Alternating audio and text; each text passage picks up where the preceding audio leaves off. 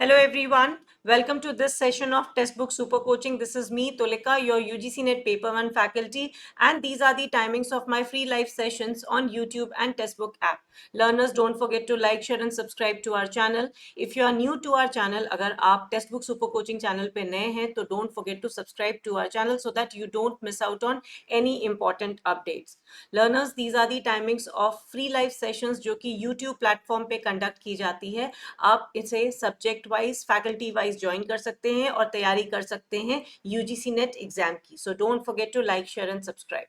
Learners, this is my telegram group जहां आपको PDF of all important sessions are being provided. So and all the classes के links जितने भी हमारे classes होने वाली होती हैं उनके links provide किए जाते हैं. So do scan the code and join my telegram group. आज हम एक बहुत इंपॉर्टेंट टॉपिक करने जा रहे हैं of communication, that is mass media. So mass media क्या है इसका कंसेप्ट, क्या डिजिटल मीडिया का रोल है in context of mass media. We are going to cover everything today in our session. So with a short small motivation, well begun is half done. ये कहा जाता है कि अगर हमने शुरुआत अच्छी कर ली तो ऑलमोस्ट आधा काम तो वहीं हो गया. So let's see how the society is affected with the mass media. तो हर तरफ हमारे अलग अलग फॉर्म्स ऑफ मीडिया है. So how is human being as a person and as a society gets affected, is that is all we are going to cover in our today's session. सो अगर हम general mass media की बात करें तो mass media किसी भी एक ऐसा फॉर्म ऑफ मीडिया है जो कि हमें मदद करता है to communicate with the masses. तो जनरल इसके एग्जाम्पल्स अगर आज के कंटेक्स्ट में लिया जाए तो टेलीविजन, रेडियो, न्यूज़पेपर, पॉडकास्ट, ये सभी इसके एग्जाम्पल्स में आएंगे. अगर इसके हम मेजर कैरेक्टरिस्टिक्स की बात करें तो mass media usually forms one two many communication. ये क्वेश्चन पूछा भी गया था. मास मीडिया में क्या होता है, एक जगह होती है जहां से रिले किया जाता है कम्युनिकेशन इंफॉर्मेशन, चाहे वो टेलीविजन हो, रेडियो, न्यूज़पेपर हो या पॉडकास्ट हो. तो यहाँ पे वन टू मेनी का कंसेप्ट है. ठीक है, तो सेंडर जो है वो वन है और रिसीवर जो है वो मेनी है. ट्रेडिशनली अगर हम बात करें, जो पहले की ट्रेडिशनल मीडिया हुआ करते थे, they used to be one way communication. So traditionally it was one directional communication, एक तरफा कम्युनिकेशन होता था. अगर फॉर एग्जांपल हम टेलीविजन का लें, और इसी वजह से मीडिया प्रोड्यूसर को बहुत ज़्यादा फीडबैक नहीं मिलता था कंज्यूमर से. सो चूंकि वो वन डायरेक्शनल था, linear form of communication follow करता था, तो फीडबैक का एज सच कोई खासा स्कोप नहीं था. However, they had enormous power. उनके पास काफी पावर था because they have the ability to transmit a single message to an entire population at once. So, however, mass media को काफी strong media माना जाता है because एक ही समय में वो कई हजार करोड़ लोगों तक अपनी information को पहुंचा सकते हैं. So, it is said to be as very very powerful. आज के समय में बात करें तो डिजिटल मीडिया की अगर हम बात करते हैं, वेबसाइट्स, या ये ऑल्दो मास मीडिया के एस्पेक्ट में ही आते हैं, टाइप में आते हैं, बट यहाँ पे फीडबैक का कंसेप्ट है, राइट? क्योंकि यहाँ पे you can get feedback more efficiently. So mass media, present day mass media जो है, जो डिजिटल मास मीडिया है, उसमें फीडबैक का भी कंसेप्ट है. ये चीज हमें याद रखनी है. अब अगर हम बात करें ओवरऑल सोसाइटी में मास मीडिया का रोल क्या है, तो हमारे जैसे समाज में मास मीडिया का बहुत अहम रोल है, खास करके डेमोक्रेसी और कम्युनल हार्मनी को स्टैब्लिश करने में. तो क्या क्या फंक्शंस है मास मीडिया के? ये इंफॉर्मेशन प्रोवाइड करता है, एजुकेट करता है, इंटरटेन करता है. तो सबसे पहला फंक्शन जो मास मीडिया का होता है वो होता है इंफॉर्मेशन को डिसेमिनेट करना, दूसरा होता है एजुकेट करना और तीसरा होता है एंटरटेन करना. हाउएवर, आज के समय में ज्यादातर जो मीडिया है, एंटरटेनमेंट को उन्होंने अपना पहला फंक्शन बना लिया. However, there are couple of other function, जैसे कि पॉलिटिकल अवेयरनेस यानी कि राजनीतिक जागरूकता फैलाना, कल्चरल ट्रांसमिशन, किसी भी सांस्कृतिक संचरण करना, कल्चर को एक जनरेशन से दूसरे जनरेशन तक ट्रांसमिट करने में मदद करना. मीडिया जो है एक लिंक की तरह स्टैब्लिश होता है between people and the government. Government की स्कीम्स कैसी चल रही है, people whether they are satisfied और not, that is also been communicated by means of mass media. It also works as an agency of socialization and also works as a catalyst to development. तो ये कुछ functions है जो mass media के हैं. अब अगर हम बात करें about types of mass media, तो ब्रॉडली हम इसे अलग अलग कैटेगरी में कैटेगराइज कर सकते हैं. First of its kind is traditional media. So traditional media की कैटेगरी में आता है हमारा फोक आर्ट या music, theatre and drama, fairs and festivals. तो ये सभी हमारे ट्रेडिशनल फॉर्म्स ऑफ मीडिया हैं जो कि कल्चर को, ट्रेडिशन को एक जनरेशन से दूसरे जनरेशन तक पास ऑन करने का काम करते हैं. Another category of mass media is print media. So इस category में we generally take into consideration newspaper, magazine, books. It can have periodicals, novels, comics. ये सभी हमारे print media के different types हैं. Learners, Textbook Super Coaching is there to help you clear your UGC NET exam with India's super teachers. And हमारे subscription based courses में आपको मिलते हैं video courses, mock tests, study notes and live classes by the experts.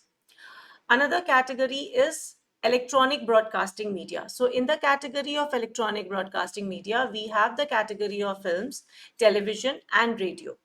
Right, तो ये इनके through broadcast किया जाता है. तो ये टर्म याद रखना है हमें, ब्रॉडकास्टिंग मीडिया की कैटेगरी में ये सभी एग्जाम्पल्स हैं. अगर हम बात करते हैं, एक और कंसेप्ट है मीडिया कन्वर्जेंस का. So what is media convergence? ये एक ऐसा प्रोसेस है जहां बहुत सारे media channels they come together and exist and operate in synergy. That means बहुत सारी चीजें एक साथ सिनर्जी में साथ मिल के काम करते हैं इन अ सिंगल डिवाइस. तो the best example of media convergence is our mobile phones और smartphones. Right, so mobile phones या स्मार्टफोन्स एक एग्जाम्पल है मीडिया कन्वर्जेंस का, जहां हम एक समय पर बहुत सारे काम कर सकते हैं सिंगल डिवाइस में.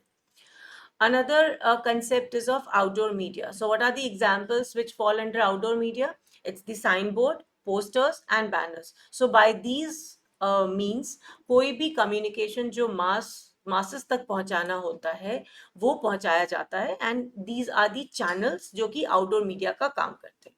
Another concept which we talk about in present day time is new media या digital media. So जैसे अभी हमने देखा traditional media में we didn't had the concept of feedback. However, new media या digital media में feedback का भी concept आ गया है, उसे काफी effectively manage किया जाता है. So क्या है examples of our new media या digital media? We have emails, websites, social media and networking sites, blogging, ebooks, digital videos, virtual world, webcast and podcast. तो ये सभी हमारे डिजिटल मीडिया या new media, both are the same terms which are used for this set of media. So इनके लिए हम use करते हैं. So if we talk about overall examples of social media, so the examples of social media are blogs, Facebook, Instagram, Twitter, WhatsApp, Wikipedia, YouTube, news portal. These are all various examples of social media जो हम day to day life में use करते हैं in order to connect with people across the globe. These all social media, they have successfully created a unique place in the internet world. So internet had been the game changer, और इसकी वजह से ये सभी जितने भी social media के examples हैं, they let people connect with their community, their like-minded people across the globe. Now ये हमारे सारे अलग अलग तरह के सोशल मीडिया के हैं, जो आप लोग काफी अवेयर होंगे इन सभी सिंबल्स के. These are not new for each one of us because we keep using them. Now ये जो मीडिया है इसका काफी इफेक्ट पड़ता है, काफी इम्पैक्ट पड़ता है हमारी सोसाइटी पे. So how does this mass media effect our society? इसको लेके बहुत सारी थ्योरीज हैं, so we are going to discuss that as well.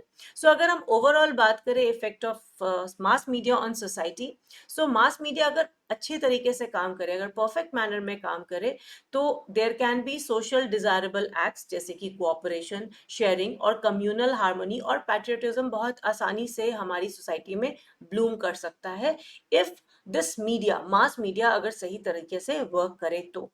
However, अगर ओवर एक्सपोजर हो जाता है मीडिया कंटेंट का, खास करके विजुअल मीडिया कंटेंट का जिसमें क्राइम या वायलेंस को शो किया जाता है, so this can result in provoking violent behaviour in viewers, खास करके यूथ एंड चिल्ड्रन. सो ये हम कह सकते हैं नेगेटिव इम्पैक्ट भी है सोशल मीडिया या मास मीडिया का on people at large.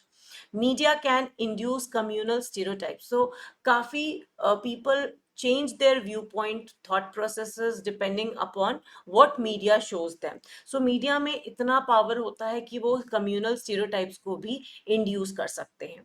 Excessive advertising influences buying behaviour of consumers, ये हमने बहुत बार देखा है कि मास मीडिया के थ्रू बहुत ज़्यादा एक्सेसिव एडवर्टाइजमेंट्स होती हैं for various products which may be beauty products, fitness products, clothes and unnecessary products which can result or influence buying behavior of consumers. So वो unnecessary एक otherwise impact भी आता है mass media का.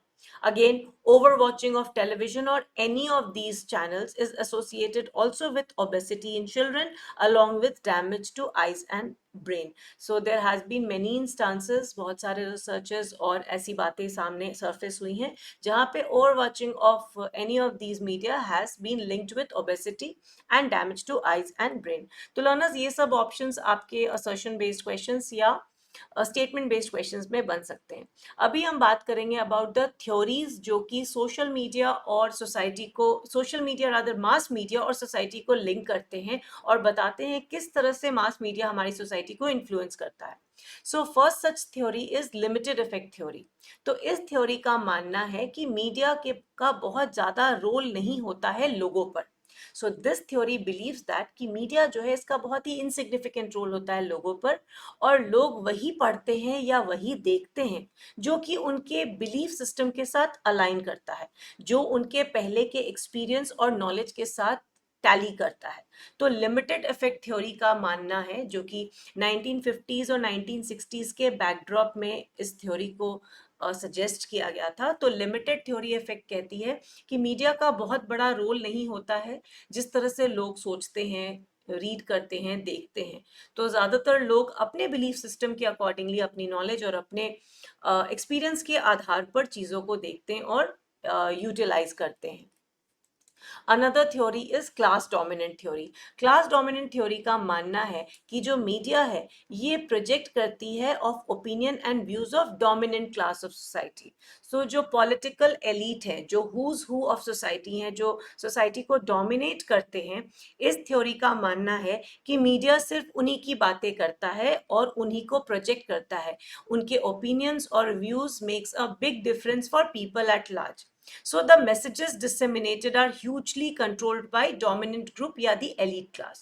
So class dominant theory का मानना है कि जो हमारी सोसाइटी का डोमिनेंट क्लास है, जो ब्यूरोक्रेट्स है, टॉप बिजनेसमैन है, टॉप पॉलिटिशियंस है, जो एलीट क्लास है, वो अपने हिसाब से मैसेज को स्प्रेड करता है और वही कंट्रोल करता है क्या सबके पास मैसेज जाना चाहिए. सो ये मैसेजेस जो हैं डिसेमिनेट होते हैं, they are controlled by the elite class और द डोमिनेंट ग्रुप. ऐसा मानना है क्लास डोमिनेंट थ्योरी का.